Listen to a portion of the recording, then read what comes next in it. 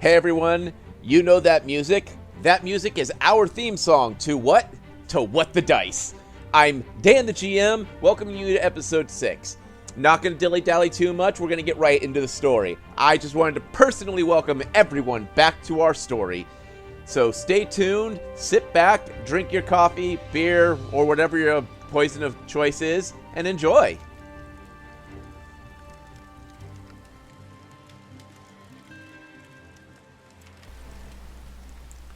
Walking up a familiar coastline, we listen to the ocean sing its song. Our eyes slowly scan the horizon looking for that familiar fireplace we have seen so many times before. Seeing it, we slowly approach.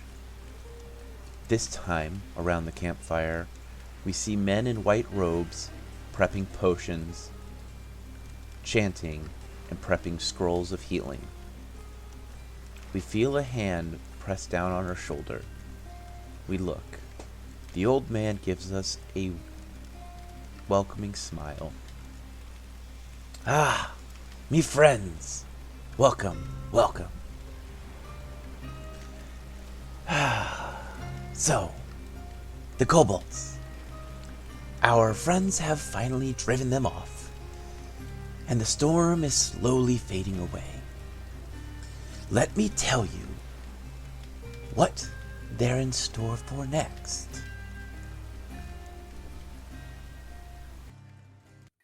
So where we left off, the storm has passed and the paladins have been going about helping people. What do you guys want to do? And we're going to keep the same flow. So we're going to start with Ethan, unless you guys want to change up who goes first. I'm okay with sticking with the same order. Okay. Works for me. All right. So Ethan, you are up first. What would you like to do? There are fires randomly throughout the village. There are people who are got arrows sticking out of them. I am going to see if I can help the villagers since I'm a little short to be throwing buckets on top of buildings. All right. So go ahead and show me on the map where you want to go. As soon as I pull the map back up. The people are exactly where they are currently. Yep. Some of them are hurt, some of them are not. I just didn't want to go through and actually mark which ones are injured. About right there. So you're going to join up with a group of paladins. Paladins are literally handing anyone that's still got, that are still able to move around, handing them potions of cure lights and going, find anyone that is still breathing and put this in their mouth. Like, they are frantic. I will take their potions and go assist people with it. All right. So I need you to roll a heal check for the first person to just see if they're breathing or how far along they are. 14. All right, this person is still breathing. They do have some arrows in their arm, one in their back of the leg. Well, I'm assuming they're kind of panicked and what have you. Yes. All right, just calm down. The paladin gave me a potion that should help you feel better. All right, go ahead and roll. Let's just do a straight charisma roll to calm them down. 19. All right, you calm them down successfully enough to where they're willing to drink what you're handing them. There you go. Drink away. All right, and Nytlin, you are up here with this armored man who has a mannequin stuck onto his sword. I am going to look around very quickly to make sure that person is gone and make mention, what are they called? A dark something? You know them as dark folk, but you don't know exactly what that creature was. Alright, I'm gonna just walk over and just grab the log and go to help pull it off his sword, going, they're known as dark folk. Strength, please. Eh? Strength. Okay. I would actually pull my sword away and say, because it was a mannequin, you don't know if it can still move or not. And I'll walk up to the nearest tree and slap it against it to break it off the sword. Okay, roll your strength. That would be a 22. All right, you're able to knock the mannequin off. Can I get a perception check from both of you? 9. Okay. 15. What'd you roll? 15. When the dagger hits the ground, it instantly turns to ash. But you also hear the screech of, you would know it as like a death screech, a death scream, something that last bit of terror that a dying creature would give off, coming from the dagger. From the dagger? Yes. As from you the can dagger. see, this is why full precautions are necessary when dealing with the likes of evil. She's just gonna kind of stare at it for a second and just nod, like, okay. Straightforward, I guess. All right. And then So, I'm go gonna ahead. motion back, going, we should go help the wounded. Always. So you two go to help the paladin. So I'm going to go ahead and have you guys do a group roll. Each of you are going to roll your perceptions. 7. Okay. 21. 2? Okay. Dirty 20. So you guys are able to help get the wounded in one area to where the paladins are able to either distribute cure potions or actually heal.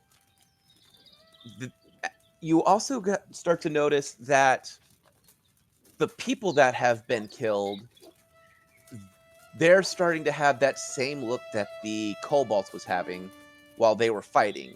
Their skin is turning duller quicker than it should. But, you know, they are clearly dead. They're not moving. There's no breath. Do, The do paladin- I see this? Yes. Okay.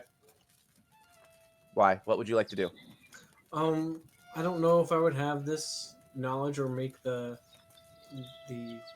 um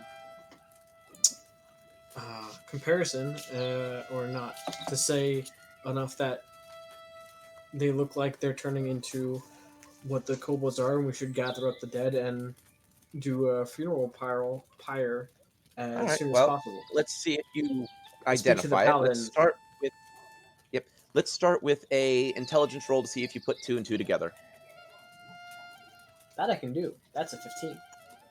All right. Yeah, you figured out that whatever is going on to them is starting to go on with the humans.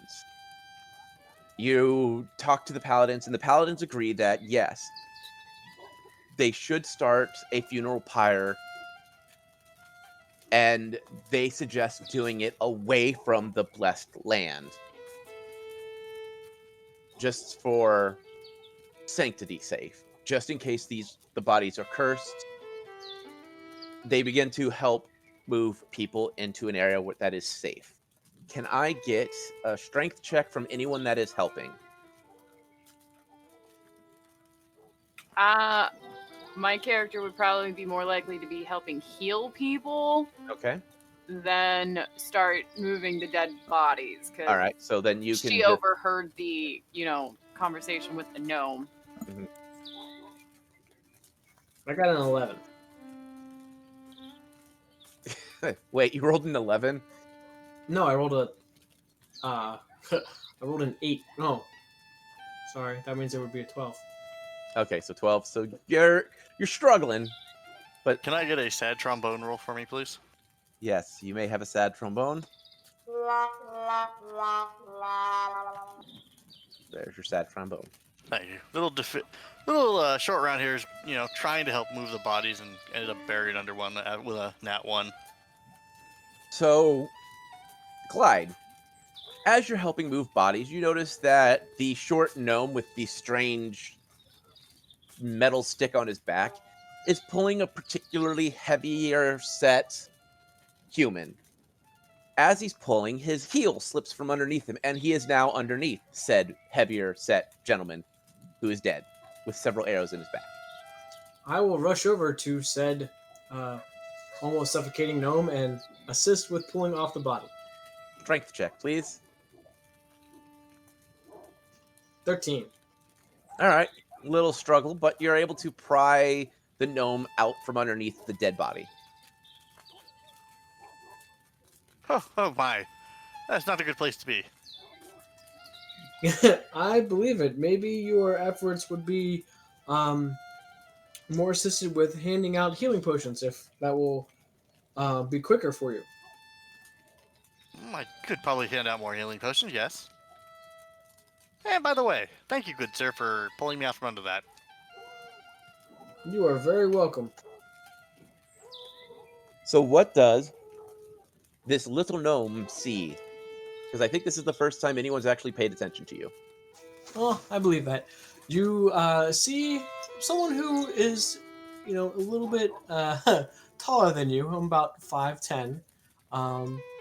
I am pure human. There isn't any different factors about me. My hair is cut short, which is kind of like a dirty blonde, almost brown in most areas. I am tone strong. You wouldn't recognize me as a overly muscular, but a very tone strong gentleman. The lean build. Yes, the lean build. He has some footwork, but he is able to hunker down and take a blow with a long sword and a steel heavy shield in my on my back now that has a pretty good sized dent in it. I am donned in mail, so You gotta have some strength to wear some mail. yes. Well then, I definitely appreciate your help, good. What is your name? Oh, I'm sorry, sir. I did not get to introduce myself. My name is Clyde Holdkeep. And you, sir? Defibulus will thrust his hand up. Defibulus Short Round, pleasure to meet you. Pleasure to meet you too, sir. I'm gonna go continue assisting with the paladins. Just beware that mud, it's kind of slippery. Thank you very much. At least we hope it's mud. So, a few hours go by. The funeral pyre has been lit, and people have been helping put out fires the best they can. The once strong market that was closest to the temple land has been burned to ash. A few of the homes have some damage, but nothing that can't be repaired in a few days. The paladins have taken their space in the inn that they have claimed as their territory for the evening. They all sit around a table discussing. Each of them talk about what they can do to find the priestess. One suggests that they call in the rest of the paladins to do a thorough search of the forest. Others suggest sending in a small team, so that way if it is someone who is willing to kill the priestess, they would be able to get in and out without risking her life. Others say wait for a possible ransom. The old elf, who has been blessed as the priest of Desna, is one of the ones that have survived. He is injured, shaken, but still in high spirits. He and the rest of the village have joined the paladins in the tavern, listening to what their plans are. No one seems to have a good suggestion for the best course of action. They all believe that no matter what, the priestess needs to be found and saved. The village offers up what little they have as a way to help pay for any ransom, as they feel that it is their fault that the priestess has been captured. Who would like to do what? Starting at the top of the round, that would be short round. I'm just going ahead and moving everyone inside the tavern just to make things a little easier for everyone. Sorry, my Discord briefly cut out. I didn't hear what you said there. We're starting at top. Everyone is in the tavern discussing. The village has offered up what little they have to pay for any ransom for the priestess because they feel that it is their fault that this happened.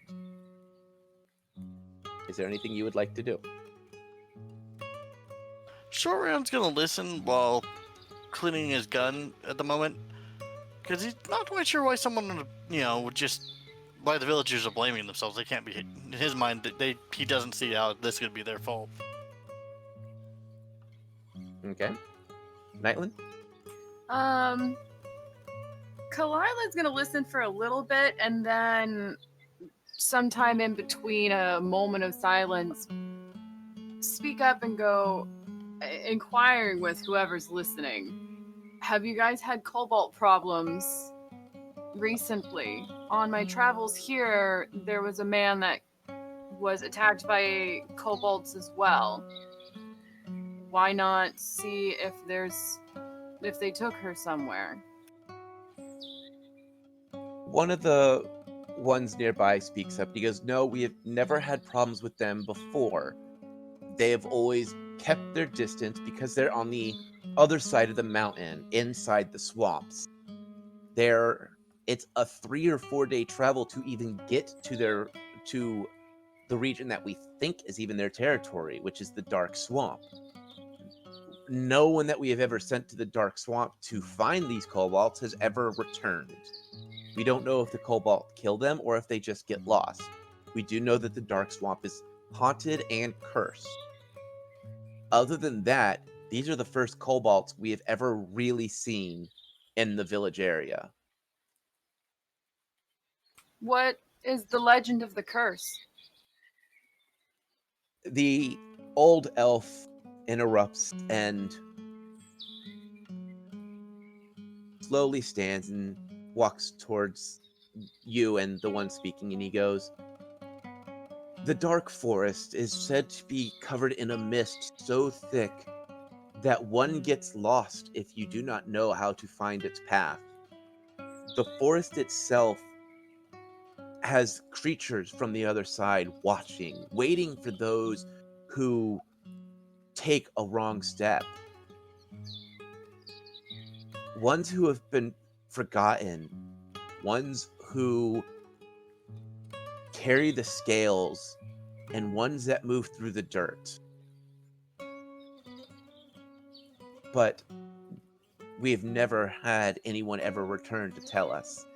We do know that we have had children play in there who will run in for an hour or two and then return, but they aren't harmed. But they say that they just played in the area just inside the entrance."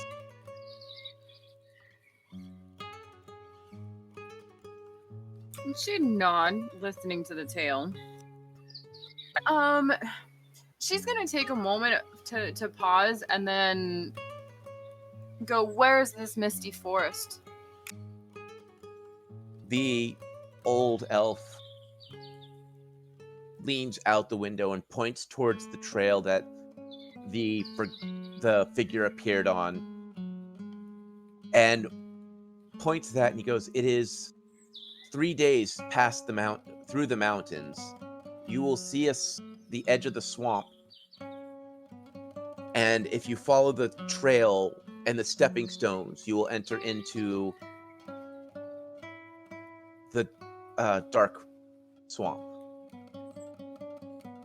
Well, Desma started me off on this path, and the temple here is supposed to be blessed to her name. I say we look for her. He nods. He goes, "But it would be foolish for you to go alone."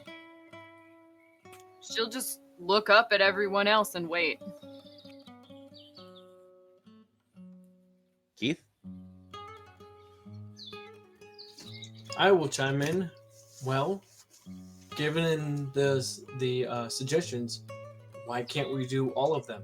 Have people here who might get the ransom, have a larger contingency go to, a certain area before the swamp, and then have a smaller contingency go into the swamp.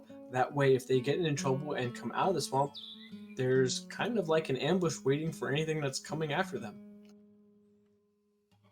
A paladin speaks up. He goes, well, the nearest paladin outpost is a week away, and that is by carriage and horseback. We could try to reach out to the Holy City for more enforcements, but that is a several week wait just to even hear if there had the ability. Well, I mean, if that is the case, send one or two people to that, as for the contingency, because they need to be informed no matter what. Have the rest of the paladins and possibly some of the volunteers, if they wish, that are still able to move, join, as I have seen some very good combat. The miss here, pointing to the cat, and the gentleman, Defibulus, I believe his name was, are well equipped in combat, and we might be able to go further in as the smaller force.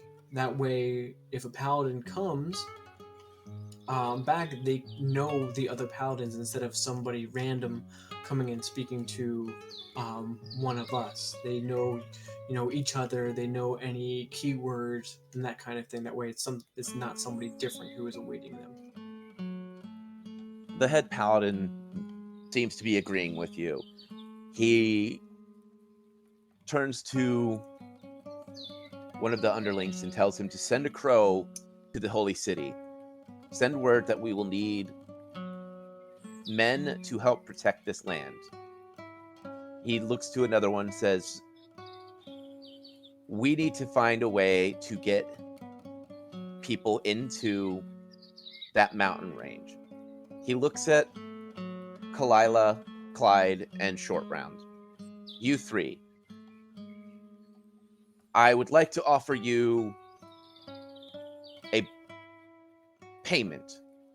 You three seem to understand what is going on, and you three seem to work well together. I will offer you 100 gold each to help us find the priestess. If you go on ahead, I will make sure that these people are safe, and I and some of my men will follow suit. He looks at Clyde and he goes, and you also wished to speak to me earlier. Is there something I can help you with before you go on this mission? Yes.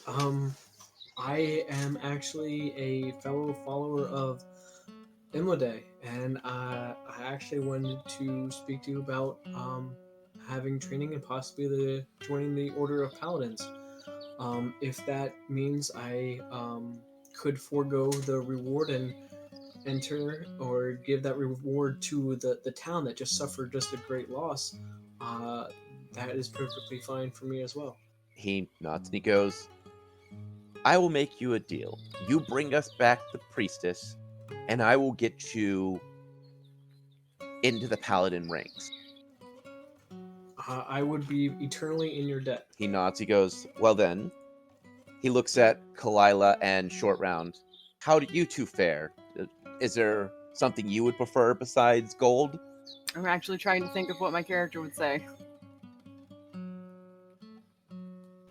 Just kind of puts his little hand on his chin and gold I think should do fine. If it wasn't necessary to travel on, payment wouldn't be needed. I'm fine with that. I do this more for my goddess. He nods.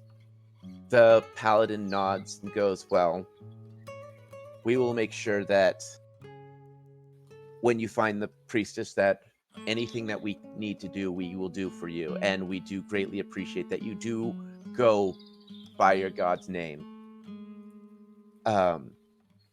He turns to Clyde and hands him a small box about the size of a cigar box.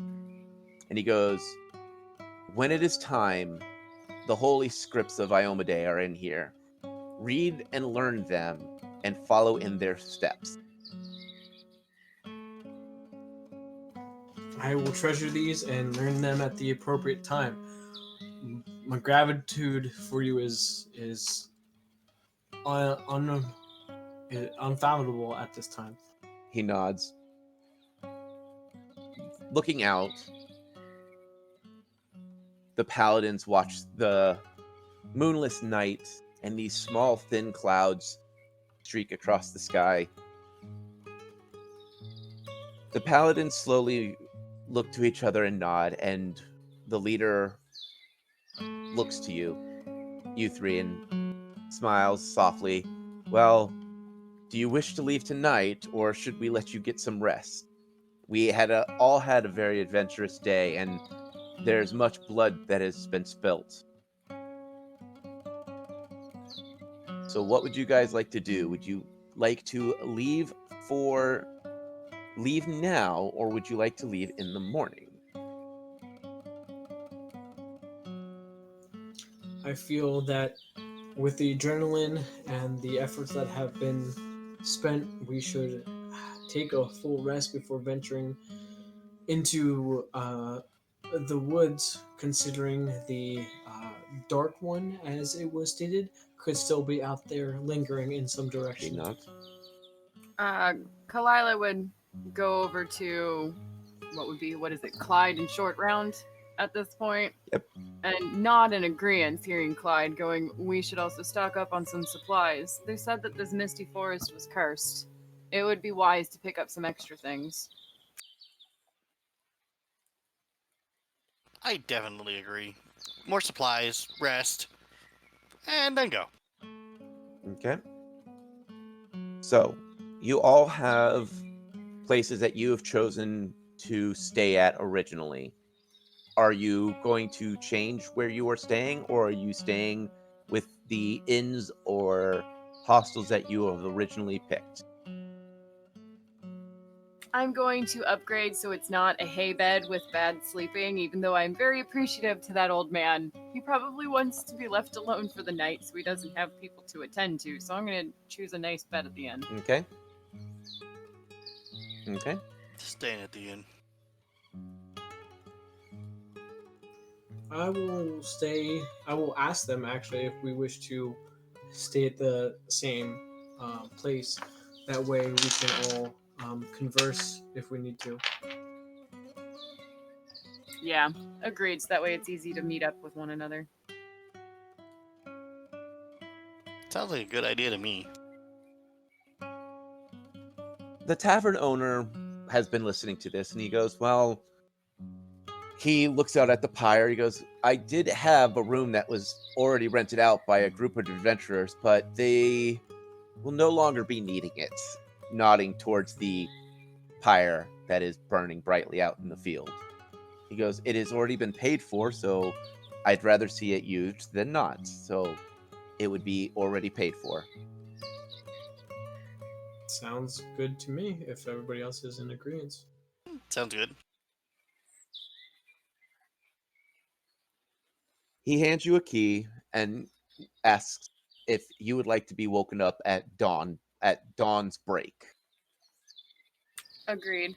That's okay for me. Sounds good. He nods and gives you the room key. The village begins to disperse to their own homes. The paladins go to their rooms after saying their prayers. You three are now sitting in this very simple room: 3 beds, 3 chamber pots, a private bath room, basically tub with a way to go out to get water to fill. In the room, the 3 candles are lit, giving the room this warm feeling. You can still smell the smoke in the air from the fiery arrows, and the smell of fresh blood still has a tingle in the air. What? So it's up to you guys what you want to do. Go on. Be role players. As everyone is waiting for somebody else to say something first. Be role players. Okay, I will start with. Let's start with Ethan. He's the top of the list on my paperwork. Well, Defibrius will hop on a bed and he's like, "So, hi, how you guys doing? Since I guess we're gonna travel with each other, we kind of should know each other a little, I guess, maybe." I say that we should clean our armor, clean our weapons, and clean ourselves, considering we just came in contact with an evil force, and then meet up in the area, say within an hour or less. I think it would also be wise to get some food. I don't believe any of us have eaten since this afternoon. Oh, that does sound like a good idea. And he was just gonna say, and the food here is pretty good. I stayed here once already. I thought and go, let's clean ourselves up and then go get some dinner. So an hour passes. You all have had your bathing and have all met down in the inn's tavern to have a meal. A single bard sits playing a lute as other travelers who have wandered in sit and drink in silence. The air is heavy, full of the feeling of loss of not just the lives of villagers and travelers, but the loss of a great priestess who has disappeared.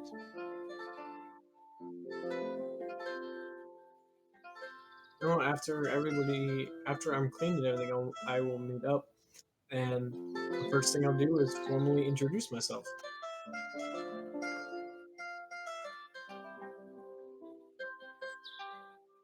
with a I await your formal introduction then, with since we all are around the same with table. a bow to everybody. I would say, well, after our fight, I wish to introduce myself. My name is Clyde Holdkeep. I am a human inspiring to be a paladin one day. The holy light of Imodin has blessed me once while growing up, and I feel that it is my true path to follow. Do I know this god? Y- yes, you have had some experience with Iomade. Okay, what do I know about Iomade? I don't know anything. You know very little of Iomade. It's usually people who protected the village, worshipped them, but it wasn't a like I worship Iomade. It's more of a they all carried the symbol of Iomade, which is a ring of light with a sword through it. Is the best way to describe it. Okay. So you know the name and you know a little bit about it, but you don't know a lot. You just recognize the name. Okay. Kalila will, since he was still standing and bowed, I didn't hear that you sat down. She's going to stand and extend her cat hand, so her paw to him, to at least shake it, and go, I am Kalila, Greyflower. I am here by the will of the gods as well. I worship Desna, actually. It was very nice to meet you. If I'm not mistaken, that is the god that just blessed this land. So happy to you and your goddess. I wasn't aware that this was going on. From a village to the northeast. It seems like you and I were both brought here by our gods for this specific reason. She'd smile and nod, and then look to Short Round to see if the little one's going to start saying anything. He goes, "Well, I wasn't brought here by any god or anything. I don't really follow anything like that. But I did come here for a reason, and that reason was to stay away from the short bolt gun company that's kind of taking over everywhere. So yeah, I came out here to get away from that. Why? What troubled you so much to want to leave what sounds like your homelands? Oh, family, a bit of family rivalry, family murder, a brother who has the who could lose a he could lose a personality contest with a turnip, and he's in charge of the family business now. And I think wants to kill me too. That's why I'm here. Nice. So everybody was brought here for what looks like a very good reason. Well, it was either this or start a fight with someone I couldn't win, but I figured this was a much better shot. Hey, running from a fight to live to fight another day is a good enough reason as well. Kalila's just gonna smirk and kind of softly chuckle at it.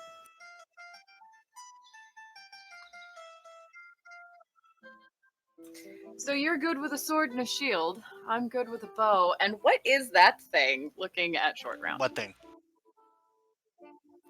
The loud noise maker of a stick. Oh, this is a musket. You'll take out one of the little bullets from it and put it on the table. It fires these things out at high velocity. Velocity? I'm not familiar with that word. Yeah, how fast the bullet moves. Okay, so how fast it goes. Okay. So a little ball. Exactly. My family used to study these type of things. Hold on. So it's kind of like my bow. It's a ranged weapon. Yep. Is it always so loud? Yes. Oh, by the way, since we're all standing next or sitting at the table next to each other, you guys probably noticed a like football-sized spider on my shoulder. Not to alarm you, miss, but there's a big spider on your shoulder. Do you want us to remove that? Oh, I doubt that she would not be understanding of that spider since it has been there since we sat down. I think it might be something to do with her. How do I put this correctly? Her race or affinity. It's my familiar. My animal companion. His name's Hugin. That is the biggest spider I think I've seen to date. I must agree with you. I have not seen its like or larger, but only heard about them in stories. Well, trust me. As long as you're a friend of me, he'll be a friend of yours. Neat. Never had a spider friend before. So, if he ever crawls on you, please don't smush him. Well, I don't think I will. I don't think I have a big enough boot anyway. As long as he is a friend of yours who is just and kind, I will respect his movements and his decisions as well. I have a question for you, sir. Please, go right ahead. How do you tell if a spider is just? Well, since she has specifically said it is her familiar, if the owner is just the familiarity of the pet or familiar would be the same as the owner. Well, I mean, that kind of makes sense, but I just had to ask because you find a giant spider in the forest. I mean, how do you judge if he's actually a just spider? Well, that's different because then if it's something in the forest, it is just nature, and nature is unfortunately cruel and survival of the fittest. So in nature, it's not if it's good or evil; it is just existing. So if I see a giant spider in a city giving out food to the homeless, it's a just spider then. That's different if it's an intelligent spider. Yes, I would say that it would be a just spider if it's doing that. But without ever encountering that or being able to state those things, I would not know because I do not leave those decisions up to me. Right. By the way, Kalila's literally just sitting there listening to this conversation happen about her familiar with these guys. I'm just amused, just sitting there watching, amused. So as you guys are discussing, the inn tavern slowly empties out. People are heading to their rooms for the night. The tavern owner goes through, picks up your drinks, and waves off the basically no charge as he begins to clean up. The fire in the fireplace starts to crackle as no one has put more flames or more timbers on it to keep the fire going. The bard in the room is slowly packing his things up, placing his loot on his back, and is starting to exit the building, disappearing into the night as the rest of the groups slowly exit, leaving you three in the corner in the fading light. Do you guys want to call it a night here, or do you want to continue your conversation? No, my character would want to go to bed, get a good rest. Same. Mm-hmm. Same as me. So as you three exit to your rooms, you enter your rooms, the candle's still burning. Laying on the bed, you can hear the gentle sounds of the nature around you. The eerie calmness slowly lulls you to sleep as this is the first day of your adventure together as a group. And with that, this episode is complete.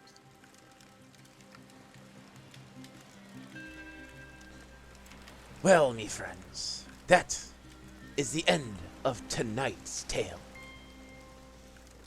Our little party has their first mission. Travel to the dark swamp and save our beloved priestess. Well, the moon is high, and it is time for me to say goodbye. And as always, may the dice gods bless your every roll.